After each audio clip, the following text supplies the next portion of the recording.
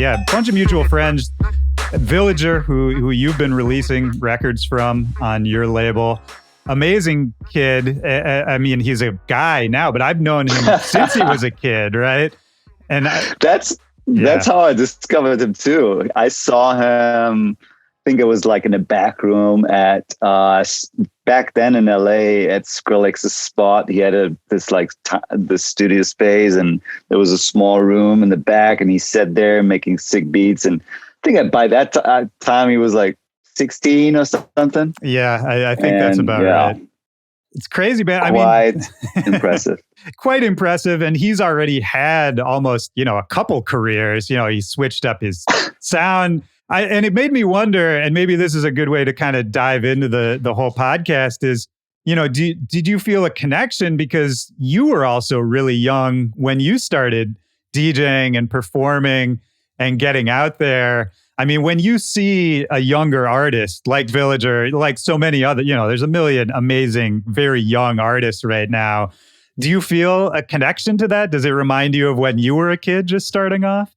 Absolutely, man. As you say, my first professional DJ gig in a house club was when I was 16, and I produced my first disco record, and it came out when I was 17. And I love to discover new artists, and with Villager as a great example, his production skills just grow exponential. It's crazy how fast he's just, not only musically, he's very well diverse, and he gets all these amazing references, but just the skills are really mind-blowing to see how it grows. He reminded me a little bit also of Scientist, who became Ski Mask. And when I signed Scientist, he was 16, 17. I put out his first record, and within a year, he was already producing a whole different thing. And it's amazing to see, to stand on the line and see that, and kind of at some point, I think I become kind of pointless, because then they know exactly what they want to do. But it's cool, in the beginning, to give some references, and why don't you try this and this? Actually classic A&R stuff, which I love to do on my label. Right. Until they can drive by themselves, sort of. Yeah, it is. I mean, that's a funny thing, and I've heard other people make that comparison too. Of not just mentoring artists and kind of letting them go off, but even music to a certain extent. Like the songs we make, after a certain extent, you kind of have to let it go, right? And whatever people will interact with it, however they interact with it, it'll mean whatever it means to them. But after a certain point, you don't control it anymore, right? Yeah, absolutely. And Villager has already done so many different styles. When it comes to the stuff on Boys Noise Records, I always try to get the bangers, the club friendly stuff, and something that is, could be possible to DJ. But, or at least get one track of the whole EP. Yeah. Well, he's got the bangers for sure, man. Yeah. Well, and it makes me think about your new record, Polarity, which is coming out soon too. And I got a little preview of it. I don't think I heard the whole thing, but I got a little sampler. And on there, you're kind of doing a bunch of different styles as well, right? Which is, you've always made a bunch of different styles of music, but I don't think I had heard them combined in the way you're combining them until this record. And so, talking about artists who work in different genres, I wanted to talk to you about that idea in regards to this new record. You've made banger techno records. You've made, huge pop records for some of the biggest pop stars in the world. What is the thought? Why combine those sides now? It's a good question. It's been a long process of me getting to that point, First off, I was never a fan of for my own music, it was always clearly for the club. Making basically records that I can play out in my DJ sets, and I've always been somehow in the middle of house and techno and electro, and even though my roots go back to classic house and techno, when I came up, those genres were so far away, and I loved all these bridges that were created by like too many DJs back in the days, and all these mashups. So I was all in for that. But when it came to my production, I just never enjoyed having a vocal over these like very clubby tracks. And aside from the sound, I preferred more like a robotic kind of voice sound as well. And then over the years, after I made, as you say, a lot of club tracks and bangers, when I made music, I definitely had a lot of moments where I thought, what if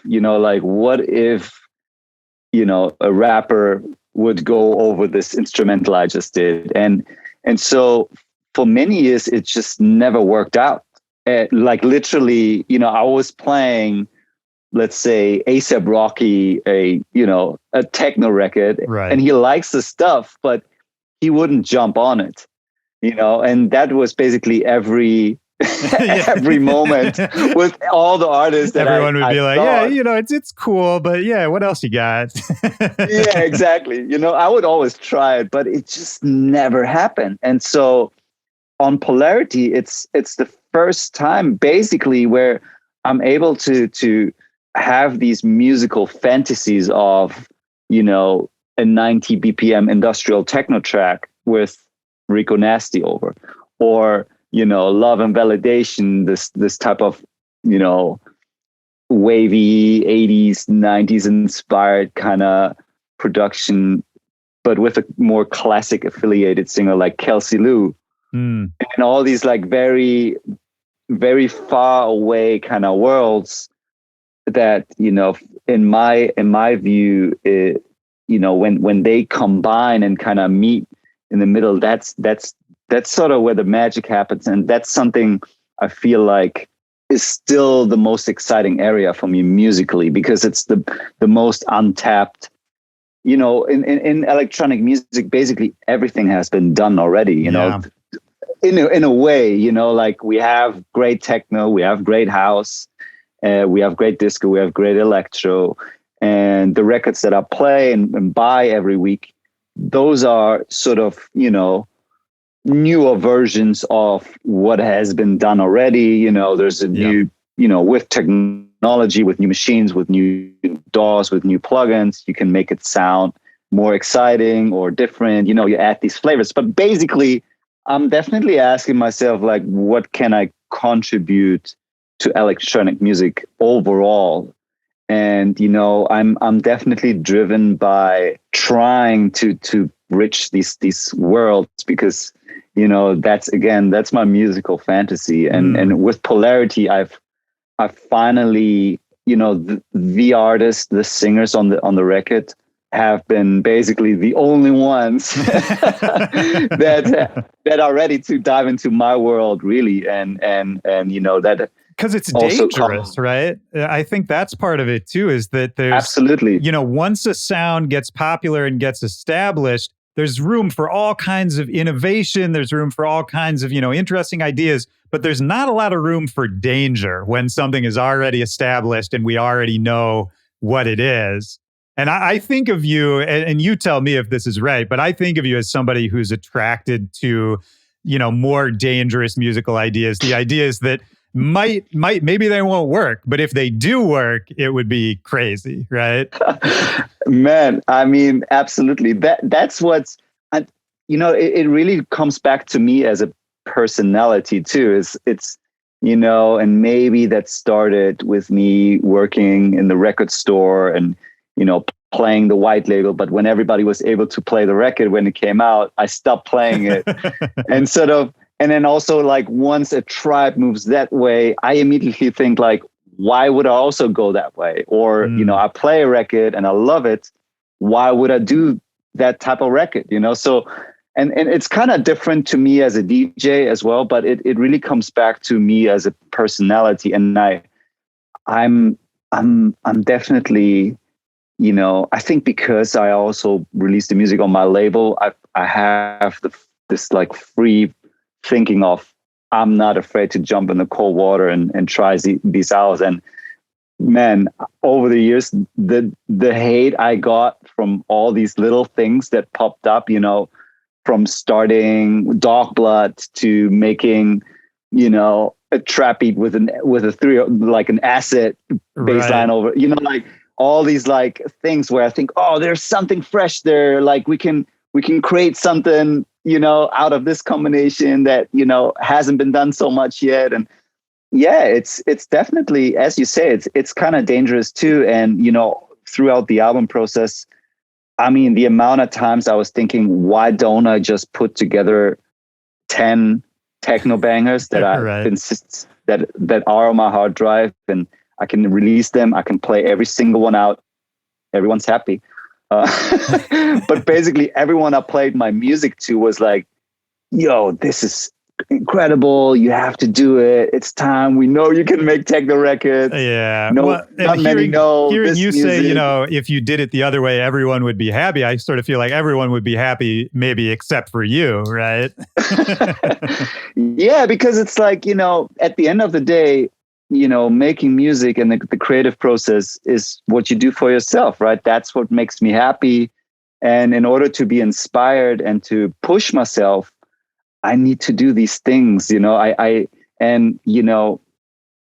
as you say, I think I'm sometimes my biggest enemy in that way, but I just can't help it, man. I'm just the most inspired by trying to push myself over this, like, strictly raw album idea, or, like these like recordings, and it's cool tool for the club. It's more exciting for me. It's interesting to hear you talk about, that part of that is just your personality, and maybe that's just been baked into who you are as a person from the start. You were talking about working at the record store and that was when you were really young, right?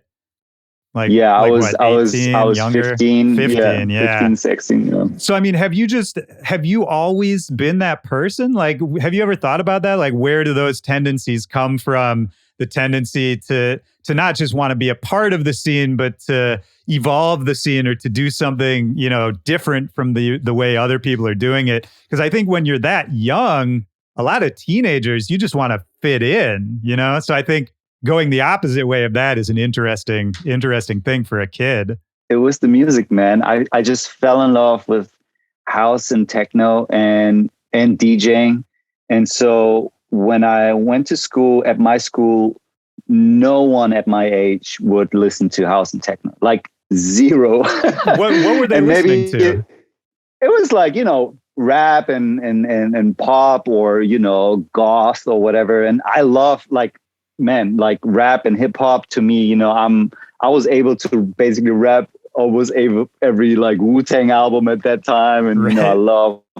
I still bought all the, Neptunes and Timbaland records, and basically sampled the drums to make my records. Yeah.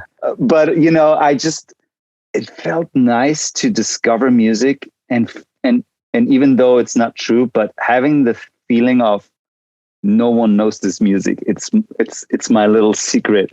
And, making mixtapes at home with all this music and giving out those tapes to my friends, that was just making me the most happy. So it became such an obsession with DJing and buying records and that whole culture.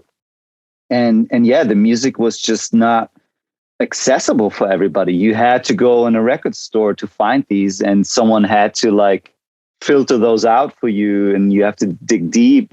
It's a different time, right? Yeah, because there's no streaming back then. There's barely, sharing music on the internet, right? Like we're talking vinyl only days, more or less. Yeah. And my music, when I started releasing my music, it was only on vinyl too. It was just music for other DJs, even though back then my tracks weren't that that easy to play for the classic house or techno DJ either.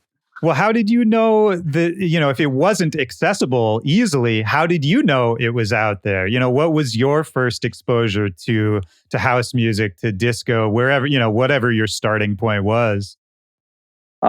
There's definitely a few key moments. One, I have a 10 years older brother. So when I was, 6 years old or something, he was listening to all these early house and hip house records, from, he would listen to rap like Public Enemy or Run DMC or stuff like this, but also, these early like Marshall Jefferson and Steve Sir Carly and some hip house records like Jungle Brothers and stuff.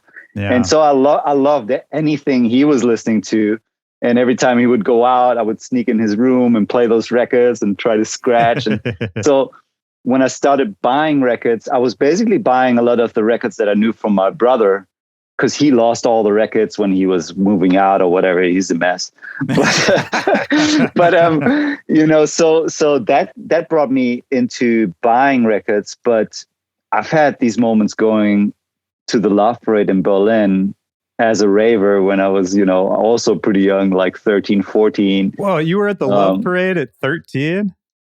Yeah, man. I was one of the ravers behind the trucks, and I just fell in love. It really changed my mind. So that was more rave music, but those moments were just like, and then I was just curious. I was like, where can I find out, like, where's this music coming from?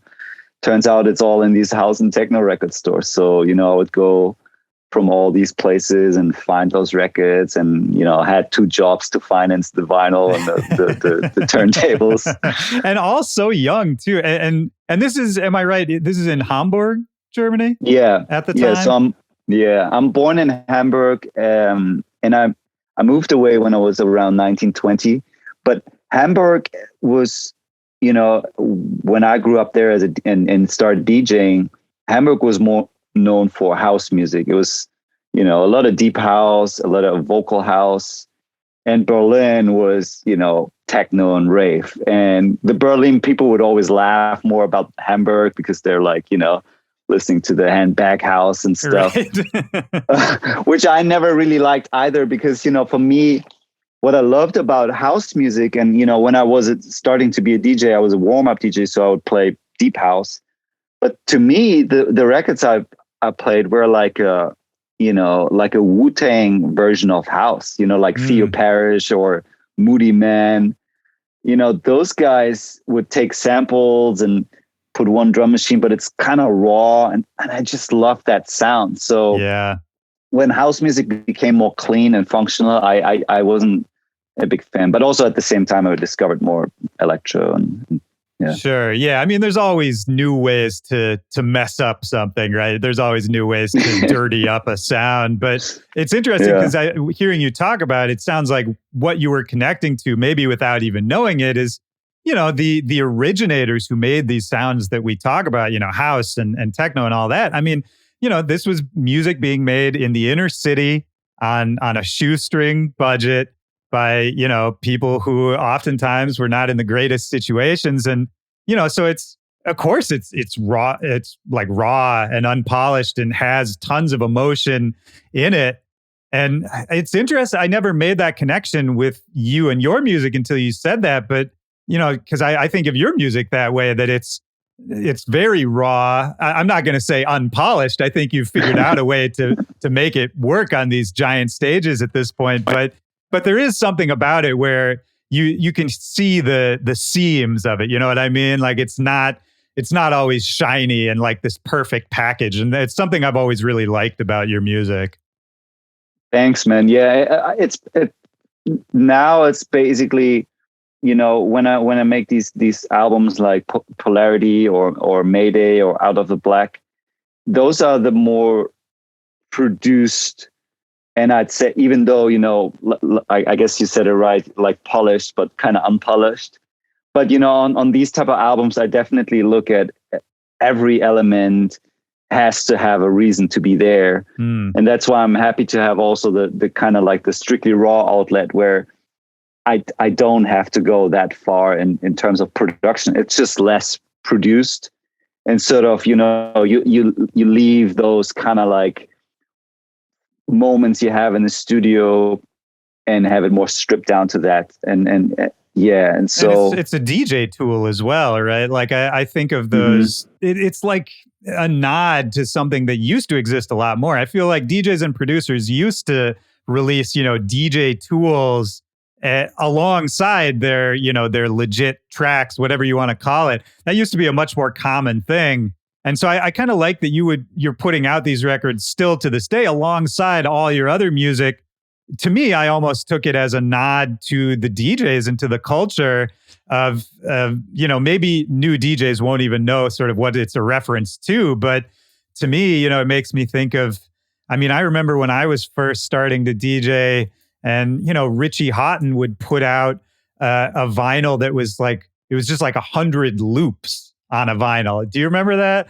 And it was hell yeah. It would just be like, a 4-bar loop of a kick drum, and it was a closed loop. So it's not like it's changing, but it's just one loop that you can put on the turntable, that kind of thing, man. I don't know. There's something to, I guess what I'm trying to say is I think you have this interesting relationship, and you tell me if I'm wrong. I don't want to put words in your mouth, but to the past and to older styles and influences where you're able to sort of draw from them, reference them, but it never really ends up feeling like just a nostalgia trip or just sort of a cheap reference because you didn't have a better idea. You know what I mean?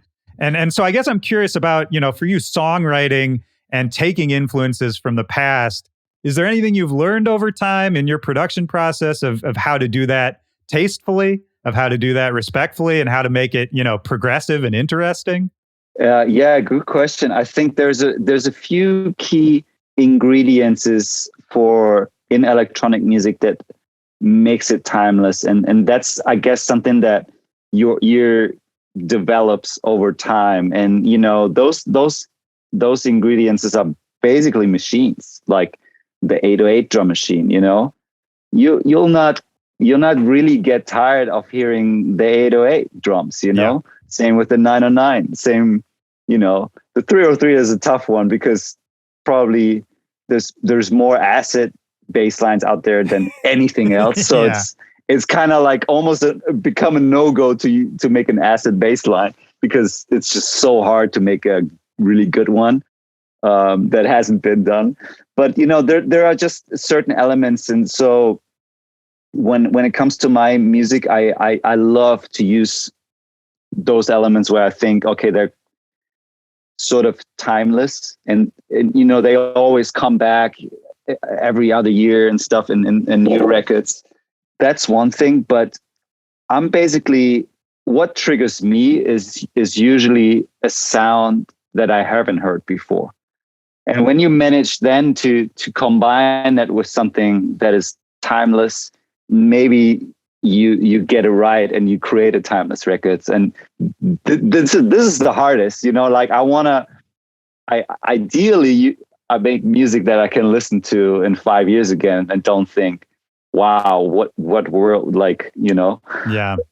so there are definitely timeless elements, like disco music. Everything's kind of like seeded from there, from disco came house.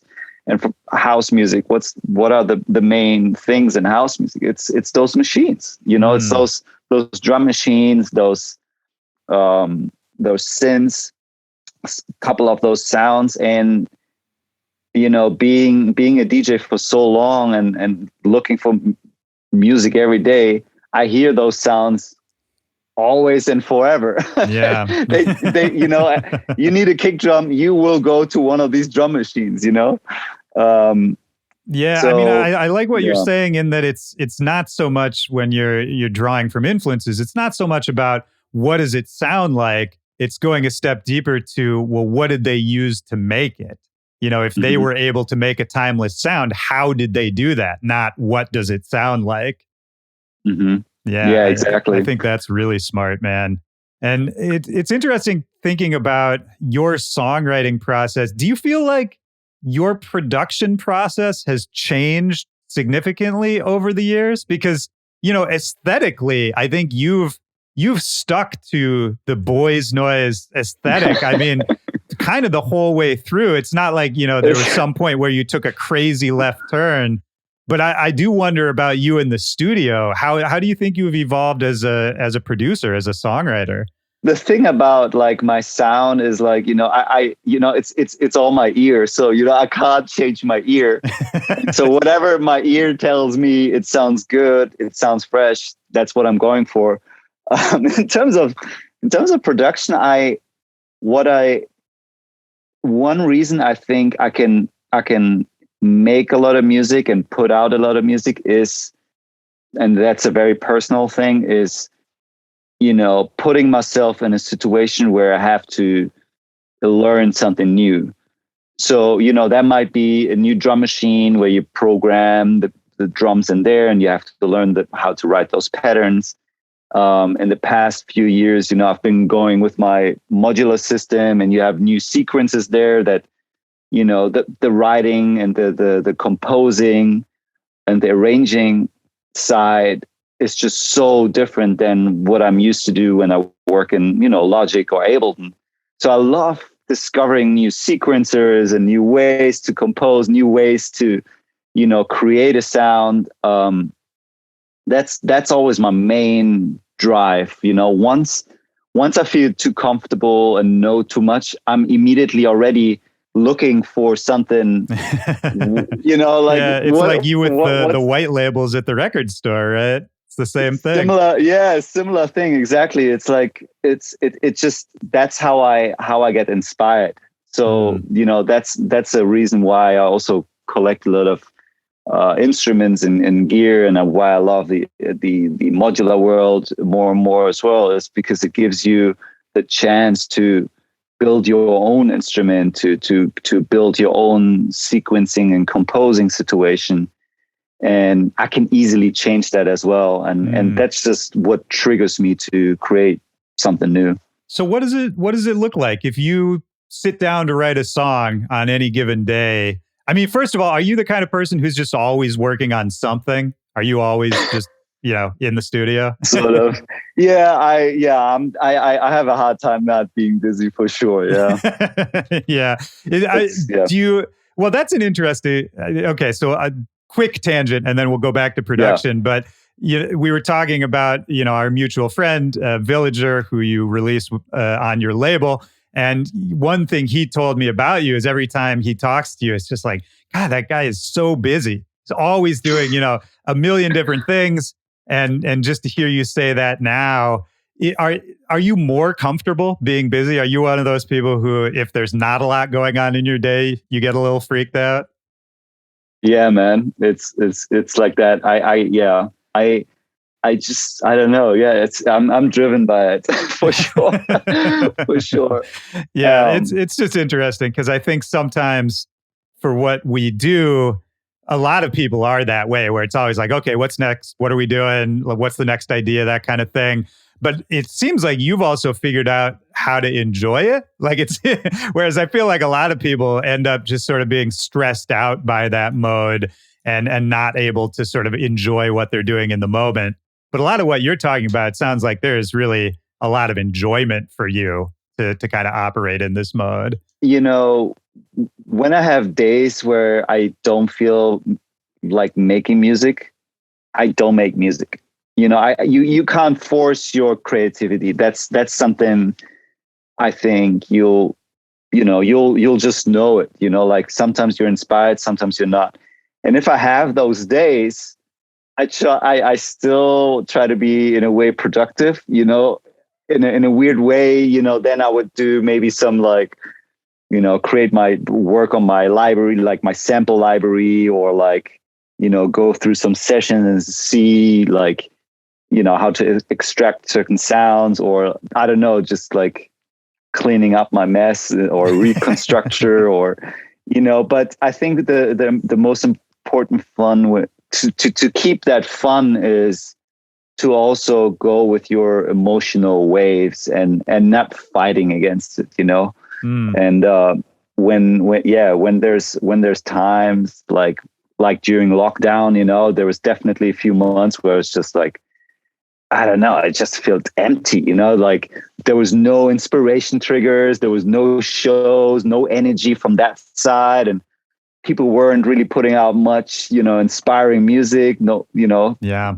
Everybody was from the holding techno back. side, Yeah, no, I everybody think was everybody sort of was holding holding back. back and Yeah. releasing those B-sides they would never release and all that stuff. So there was definitely a period where I was like, I have no desire to make a club banger. And that's the cool thing about music. You don't have to, you know, like music is really that very precious. It's this last place that we have, or the creative zone that protects us from the fucking mad world. You know, Yeah. it's like when you're in that spot, when you create, when you draw, when you write, when you know make music, that's when you're in this like very precious zone, you know. And I think it's good to appreciate that as well, you know, not forcing to get into it. I think that's when you kind of lose the fun, or when you get stressed out. Obviously, finishing a record is fucking stressful. Don't get me wrong, you know. Deadlines and all that. Yeah. Recording, yeah. I mean, recording sounds and recording, and you know, getting those ideas is the most fun process. You know, mixing down a record and deciding and stuff.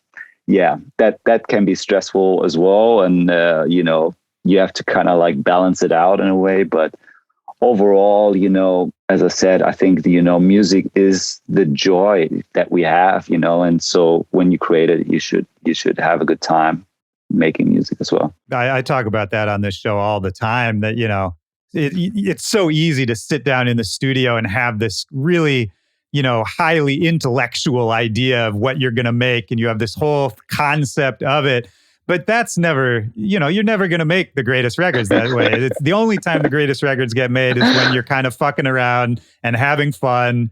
And in that pure moment that you were just talking about, you know, when I knew we were coming to talk together, I was doing a little research, reading some old interviews and all that. And you talk a lot about, you know, making music kind of as a spiritual act. And I wanted to talk to you about that just for a second, because that's kind of how I feel about it too. And I'm not a particularly religious person, and I'm more, yeah, I'm more of a skeptic than anything else. But then, you know, I have these crazy experiences making music, DJing in front of people, where I do feel weirdly spiritually connected to something. And it kind of makes me question if I'm just full of shit all the rest of the time, you know? No, I mean, you know, those moments when you have like when Kelsey Lou and I wrote Ride or Die and Love and Validation in that week, the amount of joy and goosebumps we had and hugging and like emotional breakouts, you know, this is it. This is the best. Like it can't get better than that, you know? Yeah. So, you know, and those are the records that make me decide I want to put them out, because I want to share those moments with everybody, regardless of how they think what it is, regardless if they think it's bad or good, or if they like it or not. It's just I had a great time making this music. Let me share this with you, you know? Yeah. And so the Polarity is every single record has that, and every singer I was working with, we have those moments together in the studio, you know, like I guess the one that sticks out the most is the you know, the ballad at the end of the record, Act 9 with Vincent. But man, that moment was so crazy. He never sang on a record before. This is his first record he ever recorded, he ever wrote.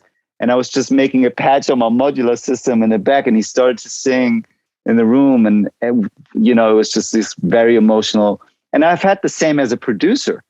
So, you know, when I'm not the main creator, I'm more, you know, in my producer chair, you know, I don't know, with like, Frank Ocean or someone else, I've seen that they have the same, they put out records like, he put out DHL because he has this emotional story and he's connected with this moment. And it's a bizarre track, but he's just, for him, it's just, this is it, this is what I want to share with you. Yeah. And that's the beauty with music. Part of the reason why I wasn't able to make music over Zoom during lockdown too, with, other people, it was just so hard because I couldn't get that energy. I need that energy.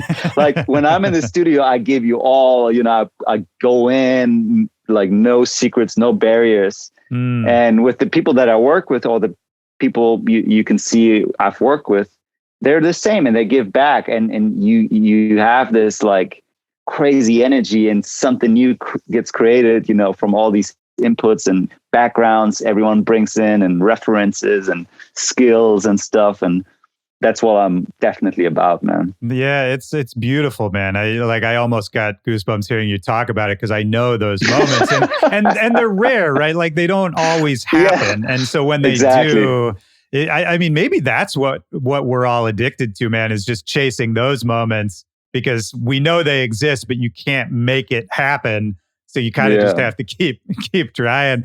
It makes me wonder, totally. it makes me wonder about you and Skrillex, working together for Dog Blood too, because he's another artist where I think of him, and it's sort of what you were talking about a second ago, where usually when I hear his music, like obviously he's a great producer, he's very good at making music, but what I think I'm so attracted to about his music is sort of the same as yours in that I'm hearing the excitement in the room. I'm hearing the energy of whatever he was doing that day. It almost doesn't matter what it sounds like. And like that's totally what I love about, like, I know he's been putting out a bunch of new music lately. Some of it's different than his old music. Some people are confused by that, but to me, I was just like, nah, it's cool, man. Like you're just hearing him making music with friends and you're hearing the fun and the excitement. That's all I really care about. And so I'm curious, what's the vibe for you when you're in the studio with him, and how did you even meet him in the first place? Sonny and I met on I think on a festival in the States, and might have been Heart Festival in LA, maybe 2010 or 11. He came up to me and, he was super nice and said some nice things about me and whatever. He was a fan and stuff. And and then a few months later, I was back in Berlin. I actually had some time off during that time, and he had a show. And so, I was like, come over my spot, and he came and he crashed at my spot. My studio has been at home my entire life, basically. My entire life as making music. I just recently had to move out, and now I have a room, which is cool. But, he came and he saw all these instruments, and, it's exciting. Like we just hang out and started to record some sounds, and he would, mess with it. And suddenly we had a few records and they sounded like a pretty good mix of us in a way, and I was excited by it. And so, yeah, we put out the first Dog Blood EP in 2012, and we didn't actually announce it. Like, he didn't, like, it wasn't known that it was, Skrillex and Boys Noize and stuff.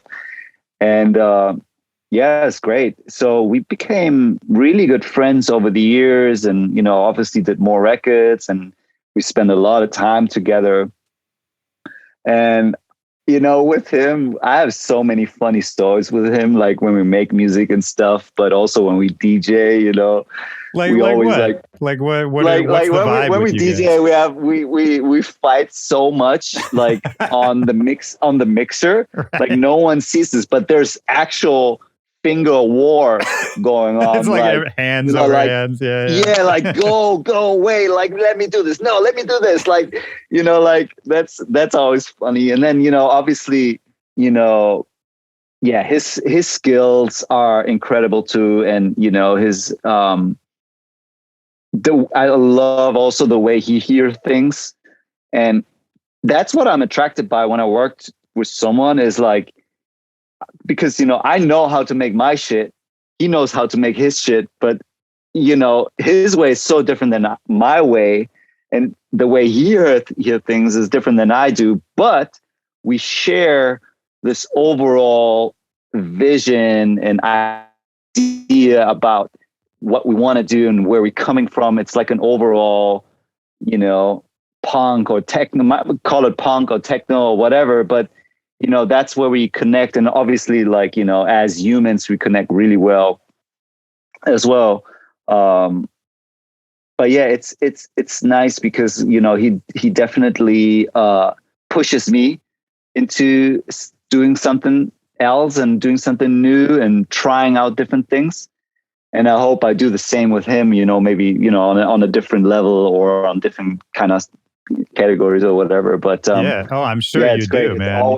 It's always a discussion with him as well, about decisions we make in music, and that's it. It's music is communication and creating as well, and so that's really joyful. Yeah, I mean, when Dogblood first came out, especially here in the States, right? That's the height of EDM like mania in the States, right? And it was such a breath of fresh air. And seeing you guys, headlining some big festival in the States with your crazy Dogblood music, which I think for, say, the average American EDM fan who maybe just got into dance music a year or two ago, I think that, it's not necessarily the most easily accessible music. And I thought it was great you guys were just presenting it on the big stage, kind of just no filter, just throwing it out there. And it made me wonder, for you in general, how do you keep to, I think you have an underground aesthetic. You said the word punk. I've always thought of a punk aesthetic with what you do. As you got into your career and success came and the stages got bigger and whatever, more money is involved, more pressures involved, whatever it is, I think for a lot of people it's hard to stick to that underground aesthetic. It's hard to not sort of just go, oh well, this is the easier choice, I know it'll work if I do it this way. Is that something you think about a lot? Is it hard for you to maintain it? Is it easy? What is your relationship to that underground mainstream divide? Yeah, so it's something that always is around. It's I wouldn't even put out the word underground there, because to me, underground, it's kind of like an impossible thing almost. Like, to me, it's already not underground anymore as soon as you start releasing music, Yeah, so I'm like, once we're talking about it, it's not underground. Yeah, yeah, exactly. So, but yet I think, to me, it was always important to put out stuff that I can stand behind. The ultimate test is always like, be in a room and you're excited to play something. And in the times of, the big EDM wave in the States, I mean, the amount of people coming at me and saying, why don't you do this? Why haven't you done this? Why don't you do, like, yeah. It was just like, it was just insane because, all these people blew up, like David Guetta and, all these like EDM with vocals and stuff. And, it's just not nothing I feel like, like, even though, technically, whatever, but, I think for me, music, again, it's a precious thing, and even though I put out, sometimes like these, like really, simple, what I would call tool, techno tracks, but at least it's something that I think sounds dope and I want to play it. Yeah. If I make something that I don't think sounds dope and I'm fearful to play it, what's the point? So, like, I think maybe it's also like a cultural thing. I don't know, because it's like, obviously, me coming from Germany or living in Berlin, I have this mentality as a music producer that, when I make, techno, for instance, this is what I love. I love the music. I love loops. I love the culture around it. And I can afford making that music, and that's something that I think we can't underestimate in a way. And that's something I've talked about in my, some of these whatever things, but it's, but it's kind of true that, let's say you're a kid in New York, and you love music, it's your passion, and you love techno, but you gotta make money as well to pay rents and pay for college or whatever. Some of these metrics just are so shifted, and then also like the industry is now so driven by numbers. So that brings us to the definition of what is success and versus what makes you happy, right? And so, does success make me happy? If so, well, I gotta make a track that gets a lot of numbers, right? And so is that already changing my creative process? Like, is that changing my creative decisions? I guess I'm happy to not ever had that thought. I never thought about having to make music to make money. Like, to me, making music is just, that's what I do. I make music because I want to make music, Right. Well, it makes me think about when you were talking about you as a kid taking 2 jobs just to be able to buy records. So it's not, how do I make money off of music? It's, how do I make money in order to do music, right? Yeah, exactly. Absolutely. Like, the passion for music. And, I think everybody that makes music has that passion just as much. It's just a mentality, I think. And so when everything became big and stuff, as much as it was a discussion around me and, people suggesting whatever things, in the end, it's me making it. And if I think it's cheesy or, it's not cool, I just can't do it. I won't do it. And that's been sort of my principle, and more or less the only principle, because I'm not afraid of going into genres or discover pop music or produce pop music. But for my own music, I always feel like it's gotta be something that I feel. And if that's something that is big, like, again, David Guetta, he absolutely loves his music. He thinks it's life-changing, world-changing music, and he loves it. And that's what makes it great and successful as well, because he's just passionate about it, and it's authentic to him, right?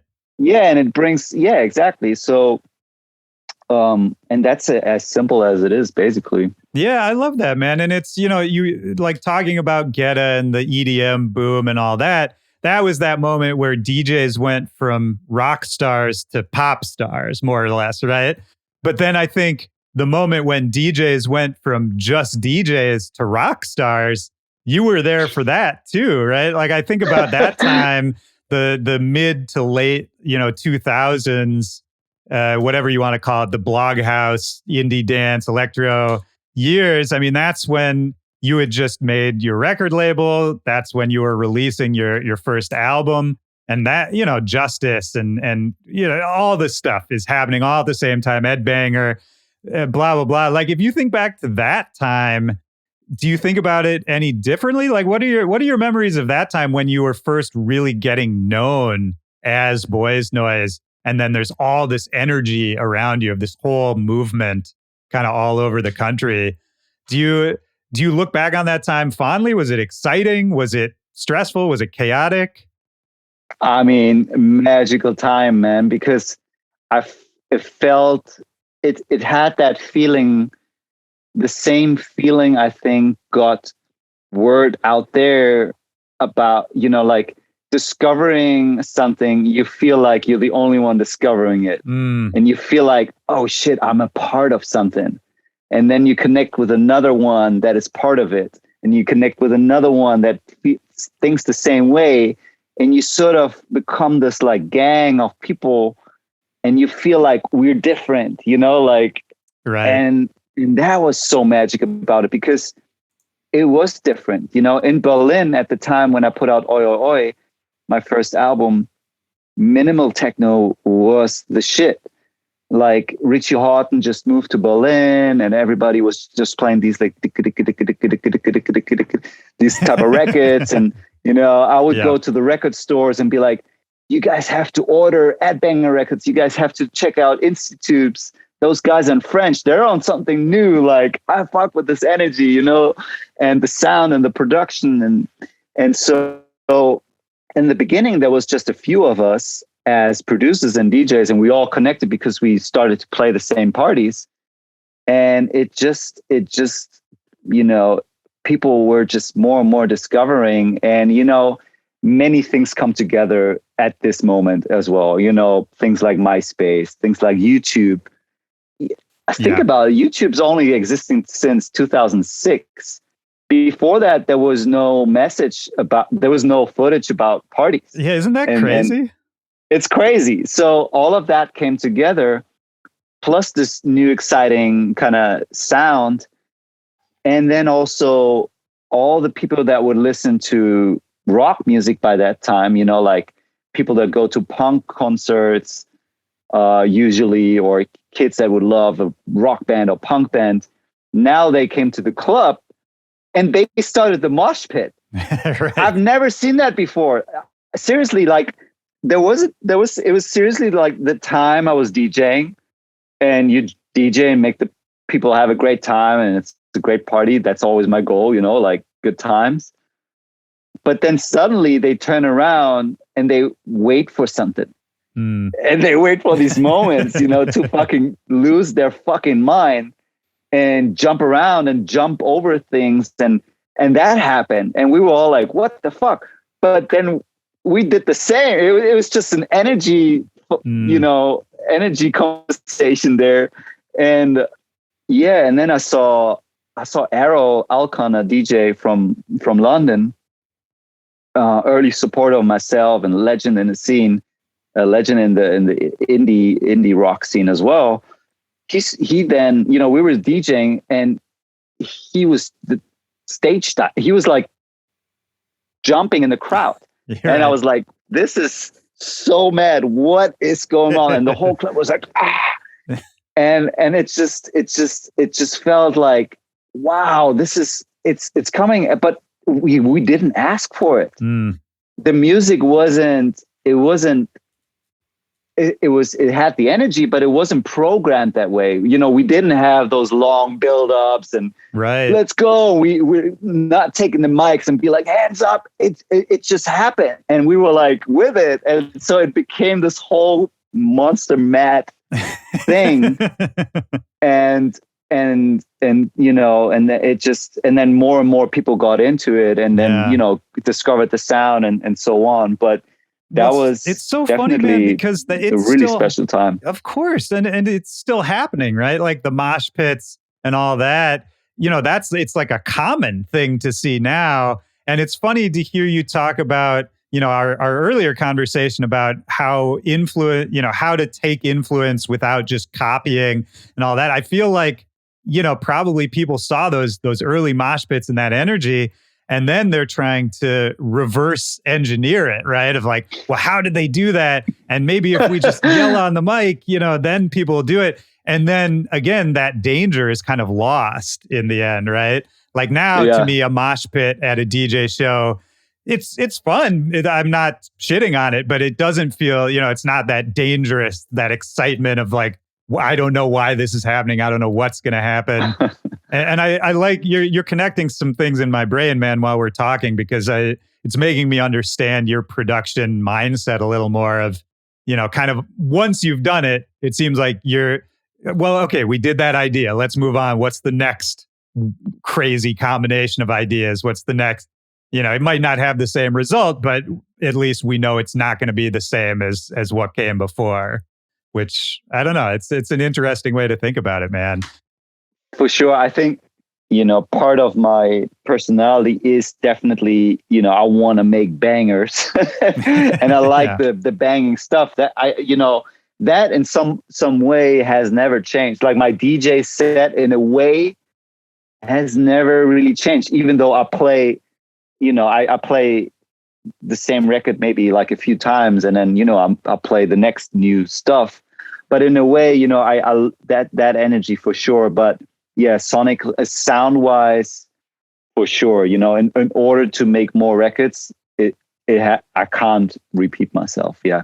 Yeah, it's beautiful, man. I just have just a few more questions. These are a little random, and then I think a couple of people in the chat were asking a couple of questions as well. But I wanted to make sure to go back to we were talking about your come up, and you were going to the Love Parade at 13 years old. You were DJing at 15, producing records at 16, 17. What did your parents think about all this? I'm so curious, because I always wonder about how people start off, and was there ever anything else you were going to do with your life? Was music just always the thing and everyone kind of knew it? No, it wasn't. I mean, my parents were cool. I mean, again, my brother, I guess he pushed a lot of stuff for me. He was just, not doing so many good things. And so that helped me a lot, and kind of made my parents give me a lot of freedom. They were like, okay, we trust this kid, Yeah, as long as he's not getting into trouble. Yeah, and so I also, I moved out when I was 16 already. So I was just doing my thing. But it really became clear, I think, after my very first DJ gig in this proper club. I was, this night, when I DJ'd, house music, I was like, I loved it so much, opening this room and there was no one there. And then by 1 o'clock, you bring the people to dance and stuff. I was just, that was a night I was definitely thinking, wow, this might be it. I might never leave the decks again. But still young, right? Like 15 years old? Yeah, I guess. Yeah. I mean, yeah. I was, yeah. It's beautiful, man, because I think not everybody figures it out that quickly, You know what's crazy? I never thought about, though, one thing I didn't think for a long time was that I can make money with DJing. Like the first goal was when I started DJing and I get like $50 for a gig or 100 or something. I was like, wow, if I can somehow finance the vinyl addiction that I have with that, if I can somehow make my money back, or make, like, for the money that I spent with, that was my only thing. And when I made mixtapes, I seriously never thought about flying the world and playing all the clubs. It was just what I love doing. And then, obviously when I put out my first records and playing the first time in London outside of Germany and stuff, I was like stoked. But, it wasn't the first thing I thought. I want to grow up and I want to be, a world touring DJ or something like this. What was your first time coming to the States? Do you remember your first gig in the States? Oh, hell yeah. It was 2006. I was sleeping at a couple promoters' room. I was sleeping at my agent's house in New York. And I played, at that time, I played a lot of punk venues, or like rock venues, like, it was in New York. It was a Rough Club at that time. Yeah. It's this small, like, there was punk music, basically punk nights, and the sound system was super bad. And basically there was no real clubs. There was like top 40 clubs, for whatever stuff was in the radio.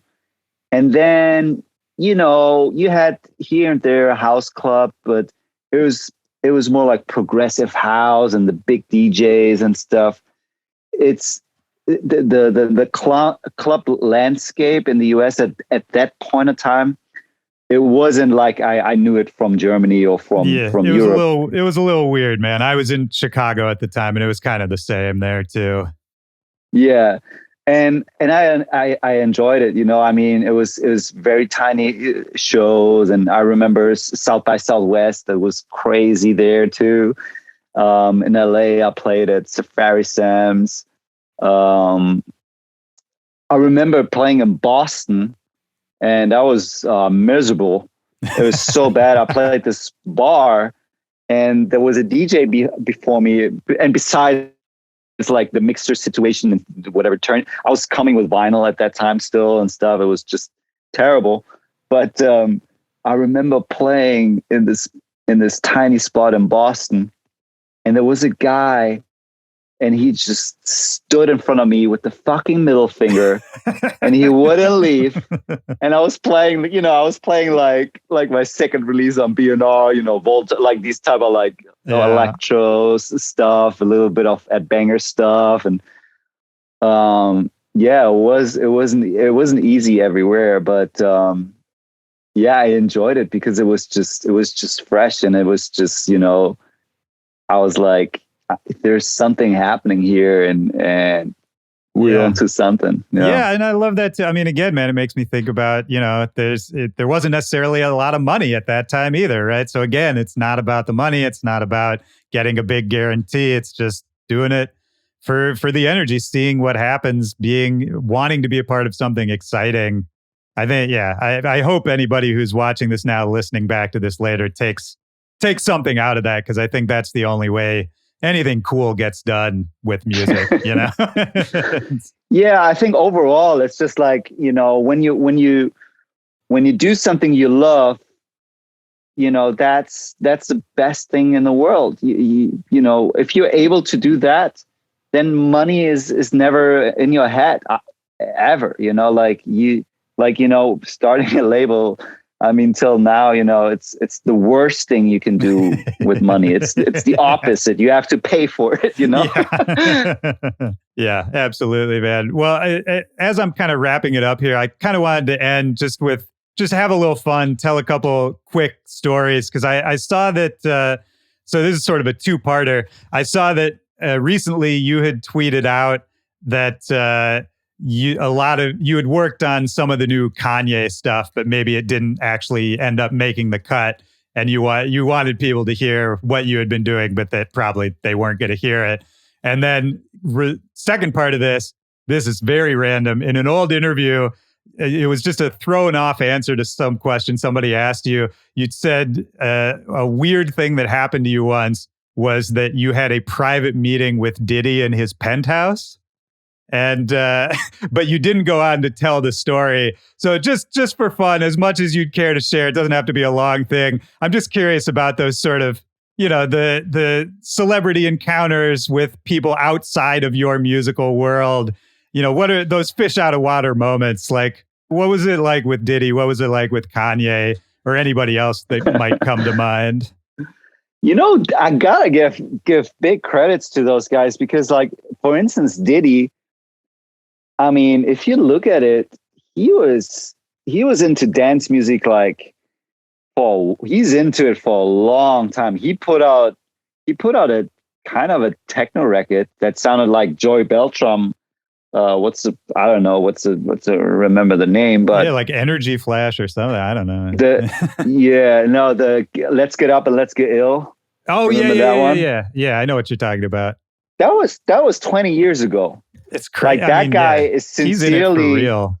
Yeah, he loves that stuff. He loves electronic music. He loves to bridge those things. And so, I was playing in Vegas on New Year's, and, he came with a bunch of guys, and we connected. And I think one of the songwriters at that time, I was working on some other stuff. He connected us and somehow told him that, he should meet me or whatever. And he gave me his number.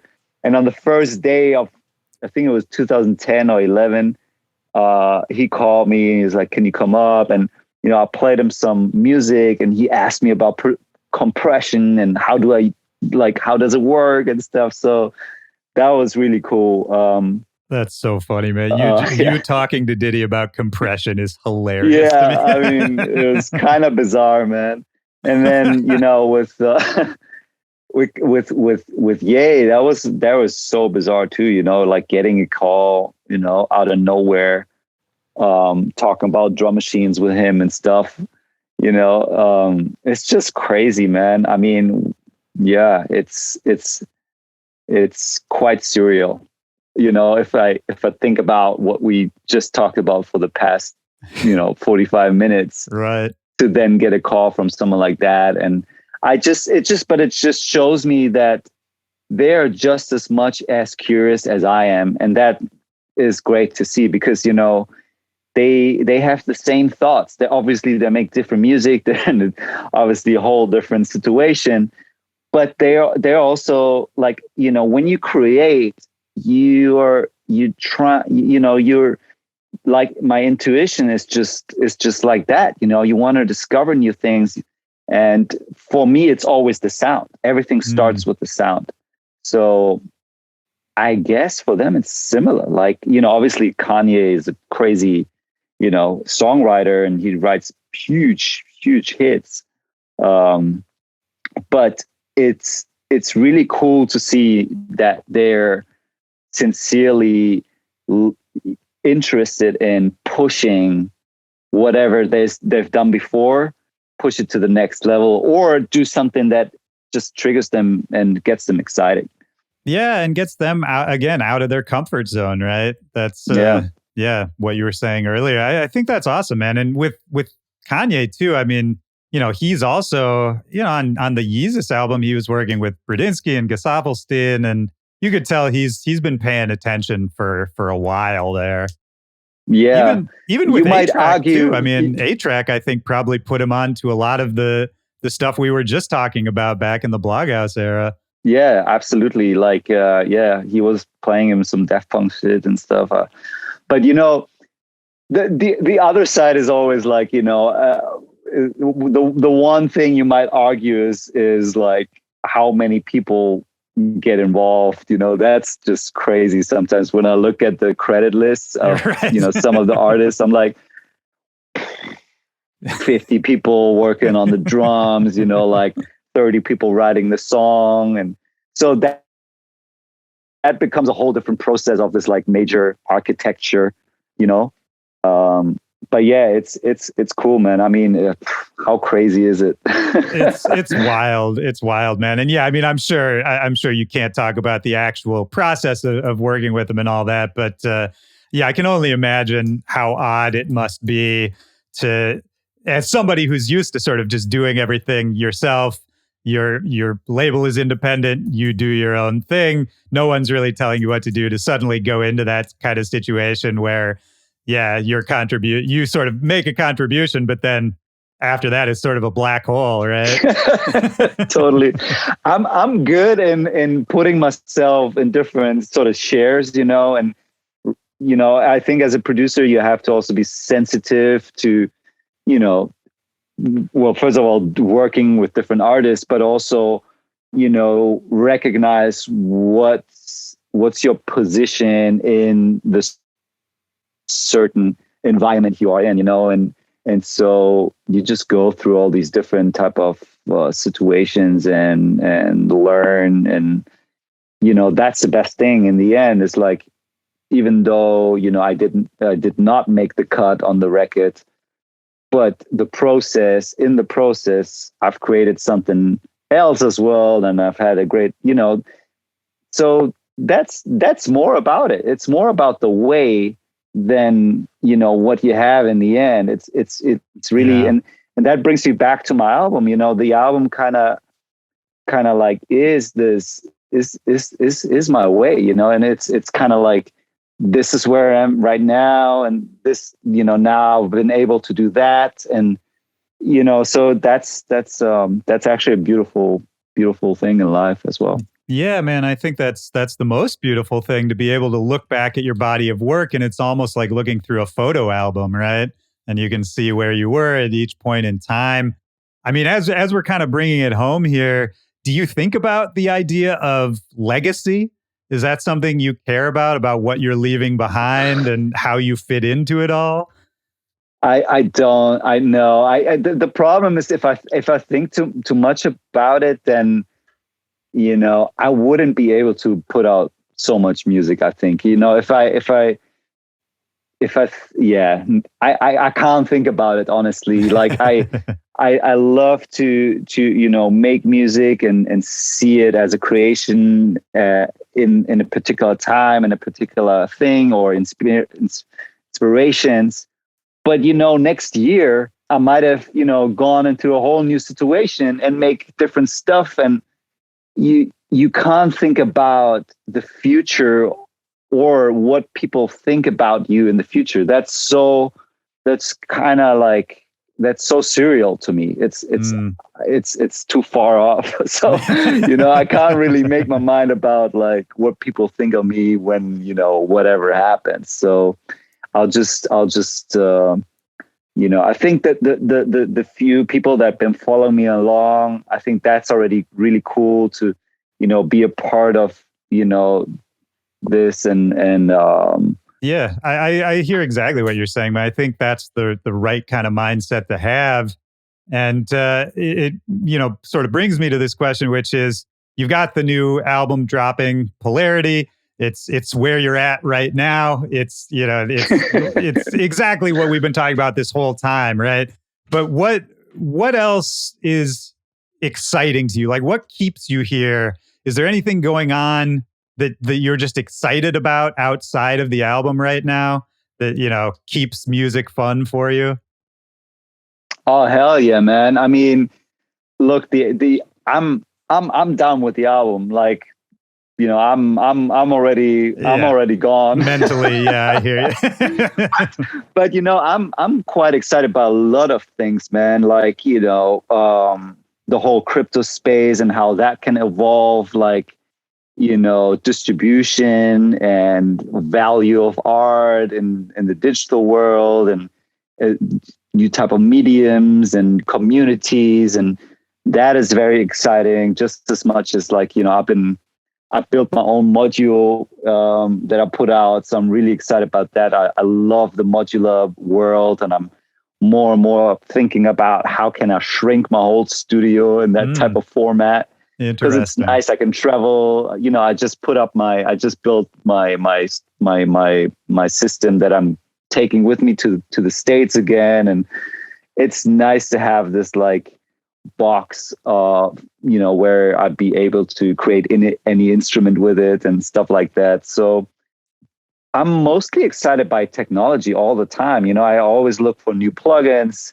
I look for new machines, and now, new forms of distribution, and a new type of medium as well. So, I'm sure you heard about all the NFT stuff that's going on, and I love it, man. I think, I've worked with so many artists in the past, and to me, the visual part of music has been just as much as important than the music as well. So, for me, I love to tell a story there too, and work with fine artists and stuff like this. And to see that some of my friends who've been in the digital space and creating digital art have now, a new way to find value in their art, and not taking all these like corporate jobs to create, right, something they wouldn't create, but they have to do it. And now they can do what they love because so there's a lot of cool things going on, man. The world is changing so quickly, and, the way we communicate and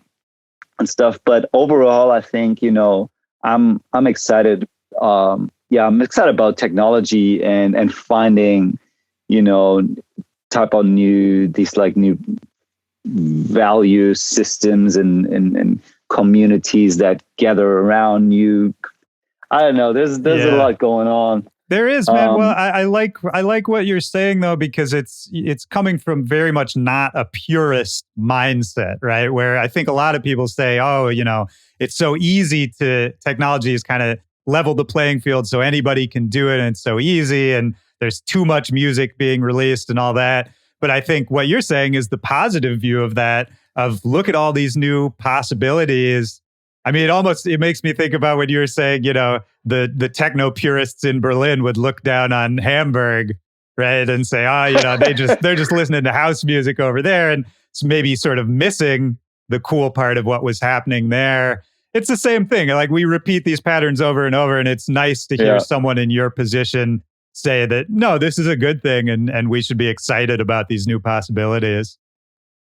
Look, whatever gives more power to the creator, that's great, and so the techno discussion is a very interesting one that could take us another hour. But I was always like, kind of wondering with, some of my pals, and we have Berkheim here and all that stuff. And, I played there many times by now, but, there was a time when, some of the techno elites, would say you can't raise your hand when you DJ and only this music and, bullshit like this, where I'm like, man, like, what's the point? Like you're making techno music, like, Right.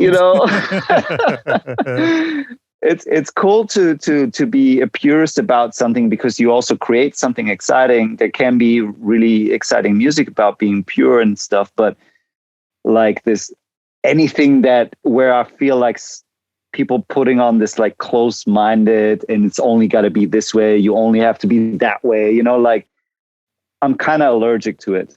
And I'm like in a positive way, Right. It's just, yeah. Yeah, that makes perfect sense, man. It seems like a lot of these borders have been broken though in the past years, which I'm really happy about. Some of these structures have been broken, and everybody there is room for everybody. Yeah, absolutely, man. There's absolutely room for everybody, and I think part of it is like it's a fear response, right? And it's a competition kind of thing when people have that reaction. No, keep it pure. Don't. You're not allowed to do. So much of that is fear and insecurity, and no good creative decisions are made in that mindset. For sure. Yeah, man. I would love to just ask you a couple very quick questions from the people who have been watching, and we'll get you out of here if that's all right. Of course. Jawara is the name, is asking, as a veteran tour DJ, can you give us a travel tip that you wish you knew when you first started? And I would maybe expand that to just say, in general, you're somebody who's always on tour. You've been on tour forever, basically. How do you keep yourself happy and healthy and productive on the road? Yeah, tricky one. I mean, sometimes it's hard to, control the touring situation, because, sometimes you're playing, you get a show on a festival that is really far outside, and you have to take 2 planes and drive and then leave in the morning and get no sleep. I mean, but the first thing is really like sleeping is very important, even though it's really hard to get it. But one thing, that I just don't do anymore is like traveling around the world in a week. These type of situations, even though, it's money and stuff, it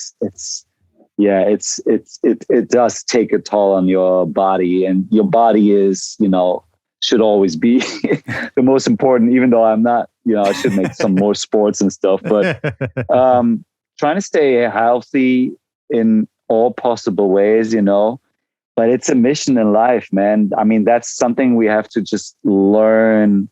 And sometimes you have to learn it the hard way, sometimes you have to feel really sick and really tired in order to know that was my limit,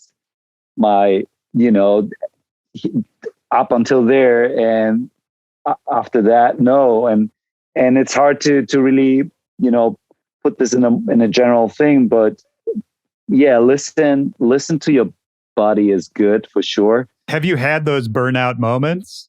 Have you hit the wall on tour? Yeah, I was really like, by the time I was 29, I was so sick. So, I had to take off like 9 months or something. I was forced to, because my body was destroyed after doing all of that. And so after that, I had to basically change my life a little bit, That's definitely a very important thing. If you get to that place where, you play all these shows and everybody wants you, and, it's great, but, don't kill yourself, man. Yeah, good advice. Yeah. Last one from the audience. Nick from Cleveland is asking, and Nick, I'm going to modify this question a little if that's all right with you. Is there anyone that you've worked with, anyone you've been in the studio with, whether it's a collaboration or someone you're producing for, or just somebody you're watching make music, any single person who really changed the way you thought about making music? Good question too. I mean, whenever I work with Mr. Oizo, I get back the best, because it's like it's probably the most uncomplicated guy that creates music, like in the most uncomplicated way, and yet the most fun and authentic.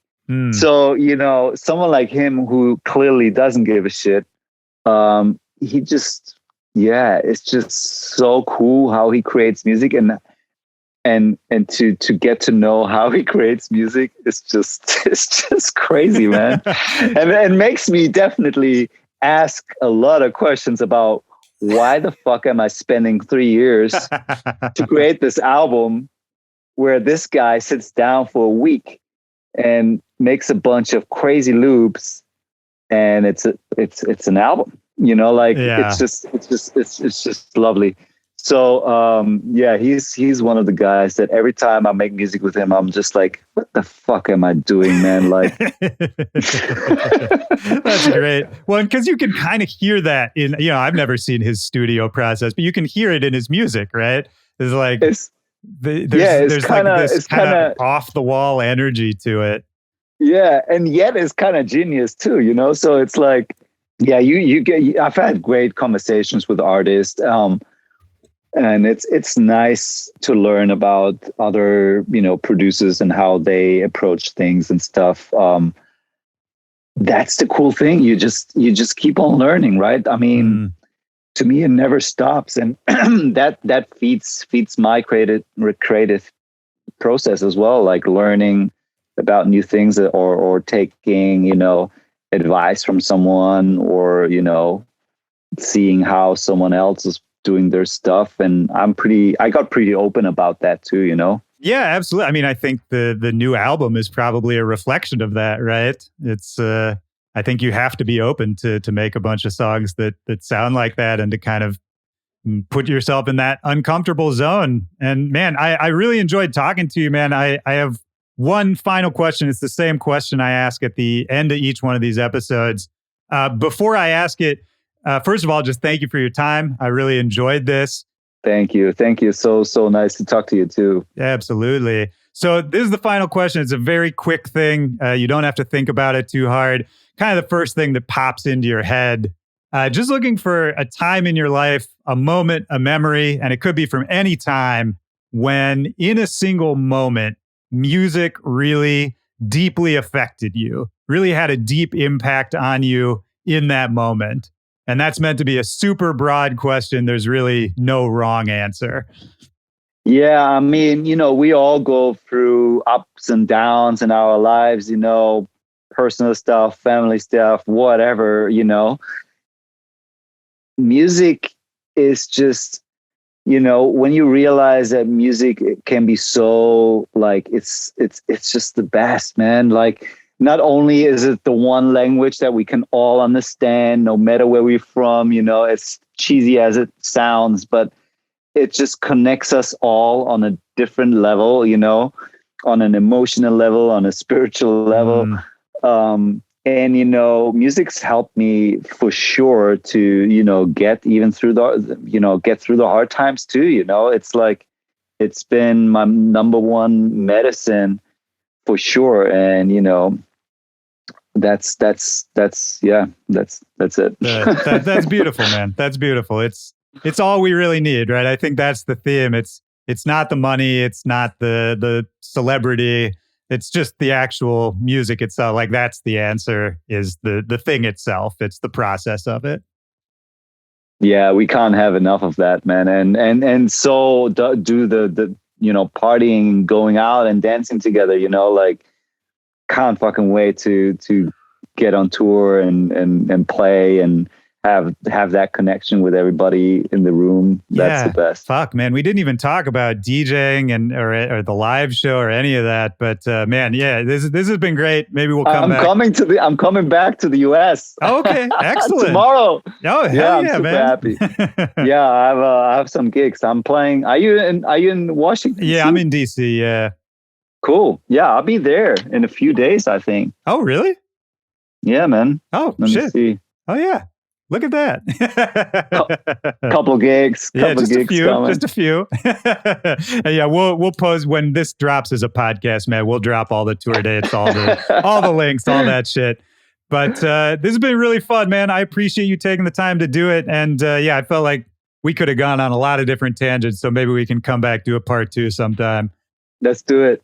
Awesome, man. Thank you so much. Hope you have a great rest of your day. Safe travels to the States. Thank you, man. Super nice being here. Thank you, everybody, also in the chat and the crew. Absolutely. Much love. Much love, man. Take care. Peace. You too. Bye.